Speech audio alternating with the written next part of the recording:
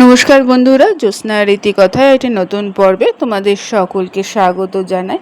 বন্ধুরা, আজকের পর্বে তোমরা জানতে পারবে জ্যৈষ্ঠ পূর্ণিমা কবে পালিত হচ্ছে, তার পূর্ণাঙ্গ সময়সূচি এবং শুভ মুহূর্ত, এবং এই পূর্ণিমায় কী গুরুত্ব রয়েছে। এছাড়া এর পাশাপাশি আরেকটি তত্ত্ব তোমরা জানতে পারবে যে এই পূর্ণিমায় কী দান করা উচিত এবং দানের মাহাত্ম্যটা কী। এই সমস্ত তত্ত্ব আজকে পুরো পর্বে তোমরা জানতে পারবে, তাই স্কিপ না করে পুরো পর্বটি দেখো। ভালো লাগলে অবশ্যই সবার কাছে শেয়ার করে দেবে আর একটা লাইক করে দেবে, এবং পরবর্তী এরকম ভিডিও পাওয়ার জন্য পাশের বেল আইকনটি অবশ্যই প্রেস করে রাখবে। তাহলে চলো আজকের পর্বটি শুরু করা যাক। বন্ধুরা, সনাতন ধর্মে পূর্ণিমার দিনটি অত্যন্ত পবিত্র শুভ বলে বিবেচিত হয়। যদিও প্রতিটি পূর্ণিমারই বিশেষ বিশেষ ধর্মীয় গুরুত্ব রয়েছে, তবুও জ্যৈষ্ঠ মাসের পূর্ণিমাকে অত্যন্ত মহিমান্বিত মনে করা হয়। এই দিনে চাঁদ তার পূর্ণ মহিমায় 16টি কলা পূর্ণ করে এবং উজ্জ্বল হয়ে ওঠে, পৃথিবীকে অমৃততুল্য জ্যোৎস্নায় আলোয় প্লাবিত করে। ধর্মীয় বিশ্বাস অনুযায়ী জ্যৈষ্ঠ পূর্ণিমায় পবিত্র স্নান, জপ, তপ, উপবাস, পূজা, দান, ধ্যানের মতো রীতিনীতি পালন করলে আধ্যাত্মিক পুণ্য অর্জিত হয়, জীবনে সুখ সমৃদ্ধি, মানসিক শান্তি লাভ হয়। তাই এই জ্যৈষ্ঠ পূর্ণিমা কবে পালিত হচ্ছে এইবার শুভ তিথিটি জেনে নেব। পঞ্চাঙ্গ অনুসারে জ্যৈষ্ঠ মাসের পূর্ণিমা তিথিটি আগামী 29শে জুন সোমবার পালিত হবে। এই পূর্ণিমা তিথিটি শুরু হবে 29শে জুন 2026 ভোর 3:06 এবং শেষ হবে 30শে জুন 2026 ভোর 5:26। সনাতন ধর্মে উদয় তিথি অনুসারে 29শে জুন পূর্ণিমা পালিত হবে। বন্ধুরা, ধর্মীয় বিশ্বাস অনুযায়ী জ্যৈষ্ঠ পূর্ণিমায় ভগবান বিষ্ণু এবং দেবী লক্ষ্মীর পুজো করলে জীবনের সমস্ত দুঃখ, কষ্ট, ক্লেশ দূর হয়, মানসিক প্রশান্তি লাভ হয়।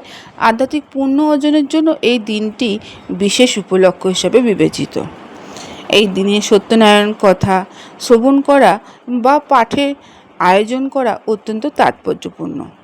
এটা বিশ্বাস করা হয়ে থাকে যে ভক্তি এবং নিষ্ঠার সাথে যদি সত্যনারায়ণের কথা পালন করা হয় তাহলে গৃহে সুখ সমৃদ্ধি আসে, পরিবারের মধ্যে ইতিবাচক শক্তির প্রবাহ বৃদ্ধি পায়। জ্যৈষ্ঠ পূর্ণিমার দিনটি চাঁদের পূর্ণ শক্তিতে উদ্ভাসিত থাকে, তাই এই দিনে ধ্যান, মন্ত্রজপ, ধর্মীয় শাস্ত্র পাঠ করলে মানসিক শান্তি, আধ্যাত্মিক তৃপ্তি লাভ হয়। যারা মানসিক চাপ, ভয় এবং অস্থিরতায় ভুগছেন তাদের জন্য এই দিনটি বিশেষ শুভ। বন্ধুরা, সনাতন ধর্মে দানকে পরম পুণ্য কর্ম হিসাবে গণ্য করা হয়। পূর্ণিমার দিনে দান করা বিশেষ পুণ্যদায়ক বলে বিবেচিত। ধর্মীয় শাস্ত্র অনুসারে এই দিনে নিঃস্ব, অসহায়, দরিদ্র, অভাবী মানুষদের সহায়তা করলে ভগবান বিষ্ণু ও দেবী লক্ষ্মীর কৃপা লাভ করা যায়। দান কেবল অর্থ প্রদান করার মাধ্যম নয় বন্ধুরা, এটি মানবতা, সহানুভূতি এবং সেবার প্রতীক। যখন আমরা কোনো অভাবী মানুষকে সহায়তা করি তখন তা কেবল জীবনের আশা, ইতিবাচক পরিবর্তন নিয়ে আসে। এই মনোভাবই প্রকৃতি ধর্মের পরিচায়ক। তাই জ্যৈষ্ঠ পূর্ণিমার দিন অন্ন, শস্য দান করা অত্যন্ত শুভ। গ্রীষ্মকালে তৃষ্ণার্ত বা অভাবী মানুষদের শীতল জল পান করানো মহৎ পুণ্যের কাজ। শাস্ত্র অনুসারে অন্নদানকে দানের সর্বোচ্চ রূপ হিসাবে বর্ণনা করা হয়েছে। বলা হয়, অন্নদানের চেয়ে বড় কোনো দান নেই। জ্যৈষ্ঠ পূর্ণিমার দিনে এই পবিত্র তিথিতে নিঃস্ব, অসহায় ও অভাবী শিশুদের অন্ন প্রদানের লক্ষ্য নারায়ণ সেবা সংস্থানের অন্নপ্রদানের মাধ্যমে নারায়ণ সেবা করা যায়। তাই এই দিন পারলে অন্ন দান করো। বন্ধুরা, আজকের পর্বটি এখানেই শেষ করলাম। এতক্ষণ আমার ভিডিওটি দেখার জন্য ও শোনার জন্য তোমাদের অসংখ্য ধন্যবাদ।